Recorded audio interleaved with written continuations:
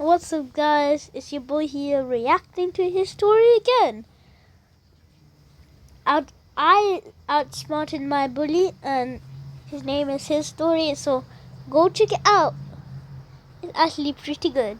Griffin Cole shoved a freshman into a locker so hard the kid's binder exploded and papers scattered across the hallway. He laughed and kept walking. Two of his friends high-fived him. Nobody said a word because Griffin was untouchable. I pressed myself against the wall to let him pass, and he didn't see me because nobody saw me. Every day I ate lunch alone in the art room, hunched over my sketchbook with a granola bar. I was drawing a portrait of my dog when Griffin dropped into the chair across from me and said, "You should run for prom king," and I almost swallowed my pencil. Griffin Cole had never once glanced in my direction in 4 years of high school. He'd shoved a kid into a locker 30 seconds ago, and now he was sitting in my art room smiling at me like I was interesting. I'm serious. He leaned back and put his feet on the table and grinned. Everyone loves an underdog. He pulled a stack of clothes from his backpack, jeans and a button down, and a jacket that still had the tag on it. "Wear these tomorrow." My hands tightened on the jacket. My art school application was due in 6 weeks. The portfolio section asked for evidence of community engagement. I had nothing to put in it. 4 years of drawing for nobody. The dread prickled up my arms, and I rubbed them because this felt wrong. But Griffin was smiling at me. The ache in my chest cracked open. I picked up the jacket and pressed the fabric against my face because I wanted it to be real so badly my hands were shaking. "Why me?" "Because you're different. People are tired of the same guys winning." He clapped me on the shoulder and walked out, and his cologne hung in the art room for 10 minutes. I pulled on the clothes the next morning. Everything pulled and bunched in the wrong places. The jeans were too long. The jacket grabbed across my shoulders. When I checked the tag in the bathroom, the shirt was from a clearance rack. Wrong size entirely. Griffin hadn't even bothered to check. But when I shoved into first period, 3 people said hi to me who had never spoken to me before, and I flinched at every single one because friendly voices aimed at me felt like a language I'd forgotten. A girl named Ren turned around in her seat. "You look nice." My voice cracked when I said thanks. She laughed, but it wasn't mean. Something cracked open in my chest that I'd been keeping sealed for 4 years. Griffin's crew yanked me into their lunch table. I squeezed in between 8 people. They talked about prom and the campaign. Not one person mentioned the art room. A kid named Dex nominated me for prom court during 6th period. The teacher read my name off the ballot. The whole class clapped. My face was burning, but I was smiling so hard my cheeks ached. They dragged me to a party that weekend. Griffin's house was huge with a pool in the back and 100 kids already inside. I shoved through the front door holding my sketchbook because my hands needed something to hold, and Griffin pulled it out from under my arm.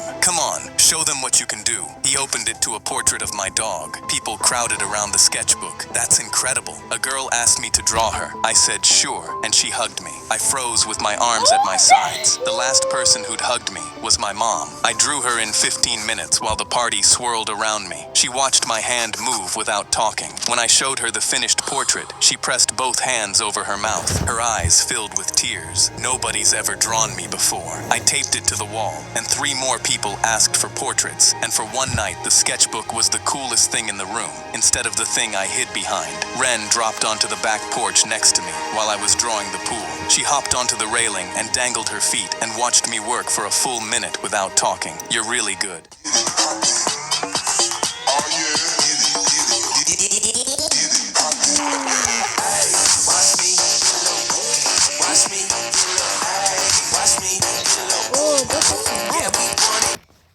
Minute without talking. "You're really good. Thanks. Like actually good." She pointed at the water in my sketch. "The way you drew the reflection." I gripped my pencil tighter. I opened my mouth to say something, and Griffin appeared behind us and threw his arm around my shoulder. "My boy Elliot, future prom king." He squeezed hard enough to push the pencil off the page. When Ren tried to say something, he talked over her and steered me back inside. The grip on my shoulder tightened. Then Ren grabbed my arm before 2nd period. She pulled me into the stairwell with a grip that was shaking, and her face was pale, and she held up her phone. "I need to show you something." She turned the screen toward me. A group chat with 17 people called Project Prom King. Griffin's messages. $500 says I can get this kid crowned prom king. The freak in the art room. Crown the freak and film his face when we tell him it was all a bet. Who's in? 17 responses. I'm in. dead. Someone get him clothes, he looks homeless. Dex, that's easy money right there. A girl named Brianna. I'll get him a date, lol, she won't know either. $500 and 17 people, and every smile and every you look nice was part of it. I was a $500 joke, and the punchline was my face when they told me on stage. I sank onto the stairwell step, and the humiliation was so total my vision blurred. I clutched my sketchbook against my chest and pressed my forehead against the cover. Ren dropped onto the step next to me. I'm not part of it. Brianna added me by accident. She scrolled down. There's more. I read the rest. Griffin's plan wasn't just to crown me. He was going to let me win, let me take the mic, and then grab it and read the group chat out loud to 600 people. Crown the freak, let him cry, then show everyone it was fake. He was going to humiliate me on stage in front of every person I'd ever tried to be invisible around. How long? Since the day he came to the art room. 3 weeks. I slammed my fist against the stair railing. Every high in the hallway was a setup. Every portrait I'd drawn for my art.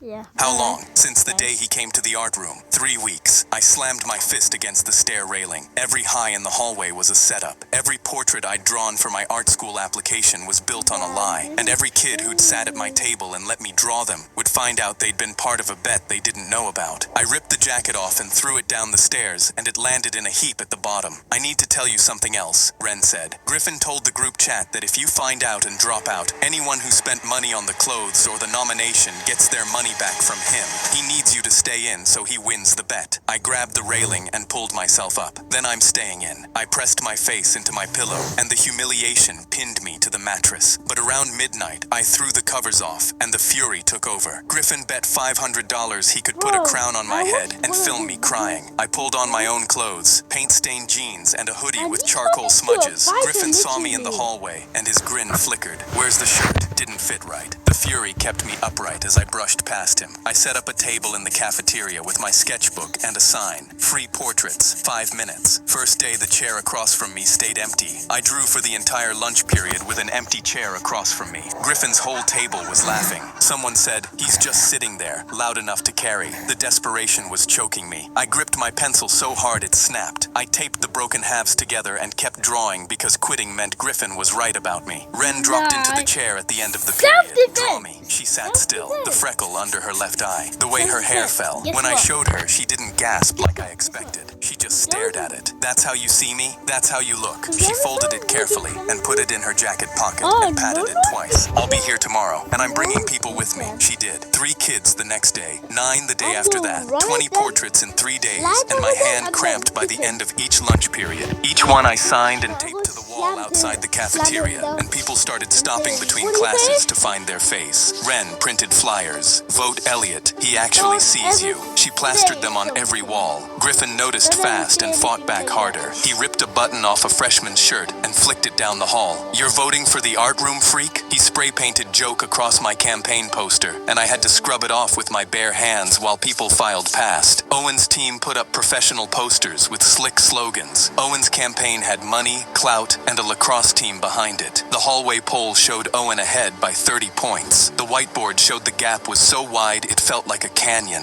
Dex shoved me against the lockers. You know this is a joke, right? Watch me. Griffin's gonna be pissed. Good. Dex lowered his voice. You don't know what he's like when he loses. His dad pulled him out of a basketball game in 8th grade for missing a free throw, dragged him out by the arm in front of the whole gym. I closed my sketchbook. He slipped a stolen answer key into my locker and reported me for academic dishonesty. I got hauled into the principal's office. For 2 hours, I thought my campaign was over. They checked the hallway cameras. The footage showed Griffin opening my locker. The principal called him in. Griffin went red in the face. The principal said, That's what you should do what I was like talking about. 1Pass Global Access. From the world's finest golf course.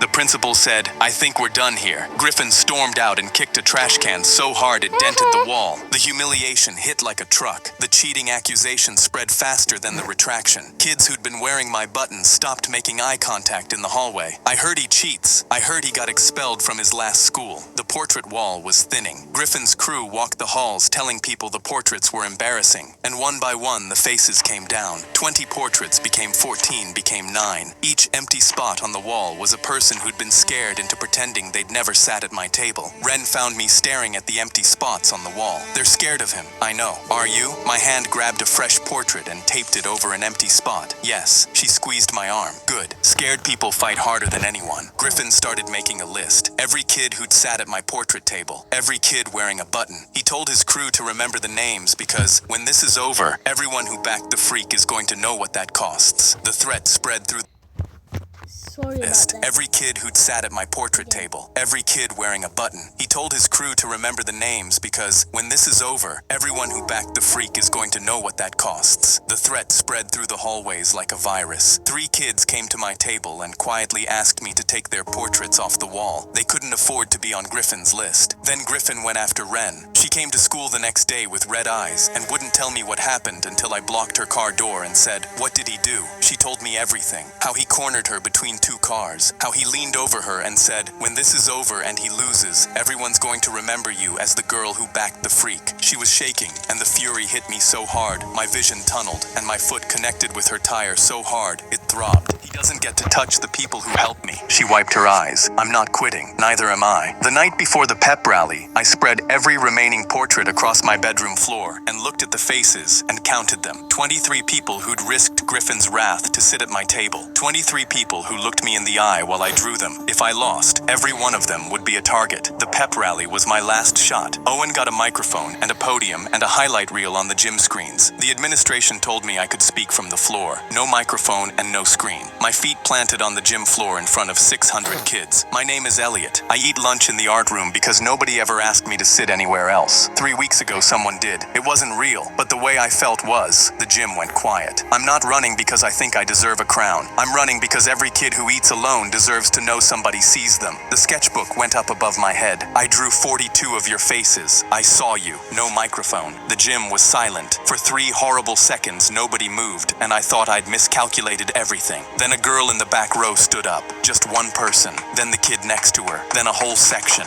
The clapping started slow and built. By the front row, it was a wall of sound. 600 kids on their feet. Griffin was slumped in the 3rd row with his face like stone. After the speech, the portrait wall filled back up overnight. Not just the originals. New people taping their own photos next to my drawings. The hallway pole flipped. Owen still led, but the gap had collapsed from 30 points to single digits. If I lost, Griffin would read.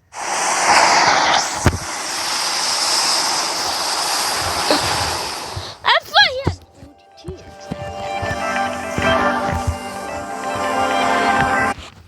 Pole flipped. Owen still led, but the gap had collapsed from 30 points to single digits. If I lost, Griffin would read the chat on stage anyway. Every kid who'd supported me would be named as someone who fell for it. And my art school portfolio would be 40 portraits built on a prank. Kids who'd pulled their portraits down came back and asked me to draw them again. I drew every single one. I snuck into school the night before prom and painted a mural on the wall outside the cafeteria. 100 faces. The janitor who always said good morning next to the quiet girl from AP Bio next to Ren with the freckle under her left eye. Every face the same size. Nobody bigger than anyone else. I painted until 3 a.m. and it was the best thing I'd ever made. Griffin showed up before first period with a bucket of white paint. 30 kids were already taking photos and Snapchatting it with my name tagged. He put the bucket down. His hands were shaking. He stormed down the hallway and kicked a locker. The bang echoed through the whole wing. Ren sent me the final poll numbers that afternoon. Owen 52, Elliot 48, Oh, 4 damn. points behind with 12 hours to go. I dropped onto my bed and stared at the suit hanging on my door. The gap felt wider than 4 points. Every single undecided kid had to break my way. That was a bet I wasn't sure I could win. My phone buzzed. Ren, you're close. Closer than anyone thought possible. My thumbs typed, "Close isn't enough," and I deleted it and typed, "See you tomorrow," instead. She called me that night. "You don't have to go tomorrow. You already proved the point. If I don't go, he wins. If you go and it hurts you, he also wins. Then I'll make sure it doesn't hurt. Wear the paint tie, obviously." I bought a black suit with portrait money. 40 portraits at $10 each. The tie had paint splatters that Ren found at a thrift store. I drew a crown on the inside cover of my sketchbook. Simple, crooked, mine. Griffin was in the parking lot when I pulled up. He stepped in front of my car door. You don't have to do this. Do what? Go to prom. You could drop out. I'll give you the 500 right now. He held up a wad of cash. I shoved the door open and he stepped back. Keep your money. You're going to embarrass yourself. I straightened my paint splatter tie. I've been embarrassing myself in front of people my whole life. At least tonight I get a crown for it. I strode past him. He grabbed my arm. I spun and pulled free, fury still pounding through me. Don't touch me. He let go. I straightened my tie and pushed through the doors. The gym was transformed. Streamers, lights, a DJ,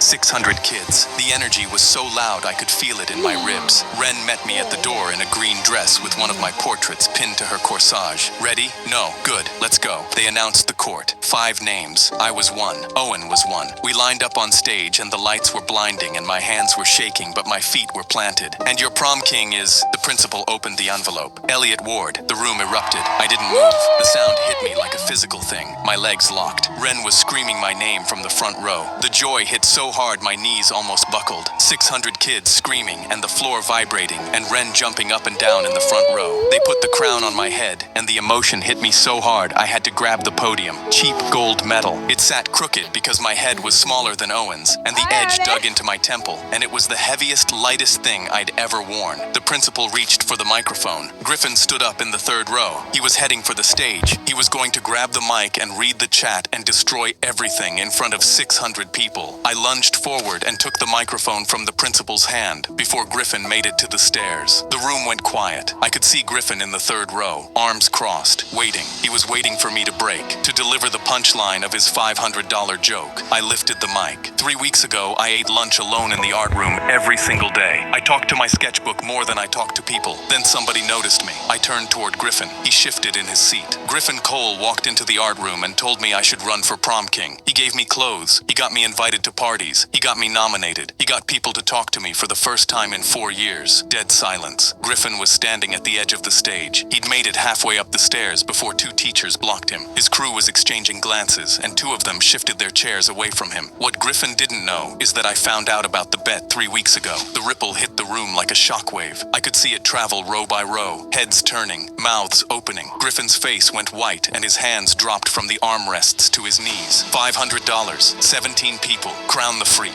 Film his face. 600 heads turned toward Griffin. His arms uncrossed, his hands gripped the armrests. I could have quit. I almost did. I crouched on a stairwell and ripped the jacket off and threw it down the stairs. I almost never came back. My voice cracked and tears blurred my vision, and I let both happen because hiding was the old version of me. But here's what nobody planned on. When you treat someone like they matter, even as a joke, they start to believe it. Not because of you, because of what it wakes up in them. I gripped the podium. I started drawing portraits because Griffin's crew made me believe someone might actually want one. 42 people sat at my table. 42 people looked me in the eye. That was real. They were real, even if the reason I got there wasn't. I turned back to Griffin. His face was gray, and his hands were gripping his knees, and he wasn't moving. You bet $500 you could make me prom king. You won. I'm standing here with the crown. I tapped the cheap gold medal on my head, but I'm keeping it because I earned it. Not because of your bet, because of 42 portraits, a girl who believed in me, every kid in this school who voted for someone they'd never noticed before and decided he was worth noticing. I set the mic down on the podium, and the silence stretched for 3 full seconds, and I could hear my own heartbeat. Then the roar started. 600 kids on their feet. Ren grabbed me when I came off the stage. She hugged me so hard she lifted me off the ground. She was crying and laughing.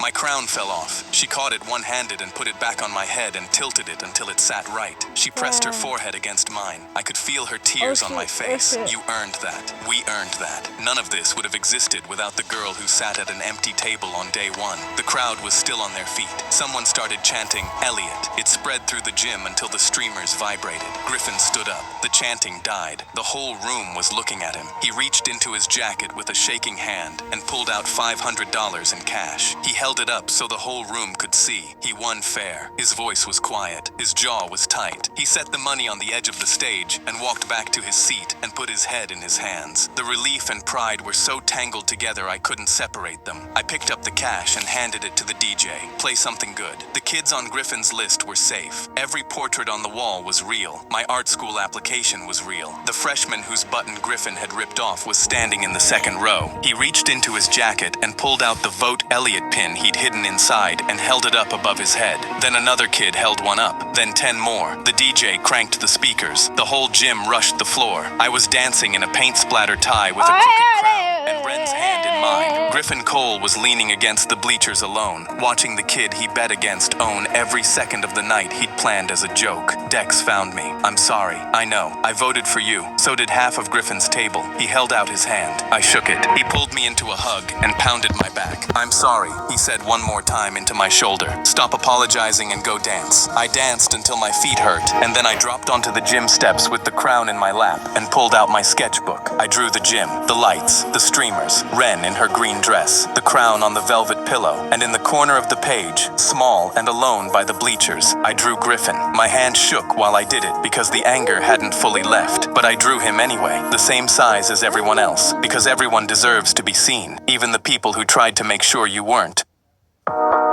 This is the end of his story, so it was actually really good, and I'll do more videos of this. And I've just heard of her sisters make some sort of these videos as well, so we'll be checking them out, and I'll see you tomorrow, I guess.